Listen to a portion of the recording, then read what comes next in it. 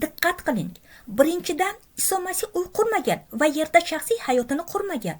U o'z izdoshlari bo'lishni istaganlarga shunday dedi. Luqo 9:58. Tulkilarning uyalari bor, lekin inson o'g'lining bosh qo'yadigan joyi yo'q. Ikkinchidan, u yer yuzida hokimiyatni istamadi. Uni podshoh qilmoqchi bo'lganlarida u ulardan uzoqlashdi. Yuhanna 6:15. Uchinchidan, u faqat bir joyda xizmat qilmadi. Mo'jizalar va shifolar bo'layotgan bir paytda u yaqin atrofdagi qishloq va shaharlarga boraylik. Men u yerlarda ham voizlik qilayin, chunki men ana shu uchun kelganman dedi. Mark 1:38. Keyin u katta ehtiyojni ko'rib dedi: "Hosil ko'p, ammo ishchilar kam. Hosilning egasidan ishchilarni yuborishni so'rang." Matto 9:37-38. Shundan so'ng u shogirdlarni o'zi borishni xohlagan joylarga bir juftdan yubordi. Luqo 10:1. Demak, Iso Masih Xudoning guvohi bo'ldi va shogirdlarni o'z ishini davom ettirishga yubordi.